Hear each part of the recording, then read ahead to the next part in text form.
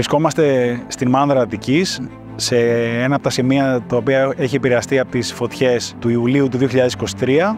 Θέλουμε να συγκρατήσουμε το έδαφος στις επόμενες βροχές, θέλουμε να μειώσουμε την ταχύτητα ροής των υδάτων, θέλουμε να διηθήσουμε το έδαφος ώστε να μπορέσει το δάσος να ξανααναγεννηθεί. Ο σκοπός μας είναι να μπορέσουμε να βοηθήσουμε στην αναζωογόνηση και στην αναγέννηση των δασικών εκτάσεων που έχουν καεί.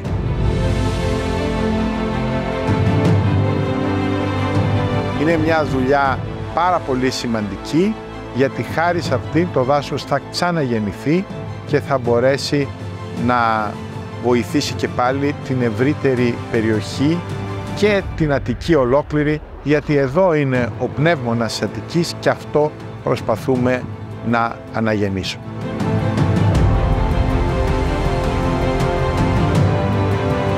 Είναι ένα πρόγραμμα το οποίο κατασκεύασε η Τέρνα ως κατασκευαστικό τετραχίωνας του ομίλου ΓΕΚ-Τέρνα. Μια συμμετοχή δική μας με μια δωρεά 1 εκατομμυρίου που έγινε από τον όμιλο ως ελάχιστη, ας το πούμε, συμβολή στην περιοχή και στην ελληνική οικονομία.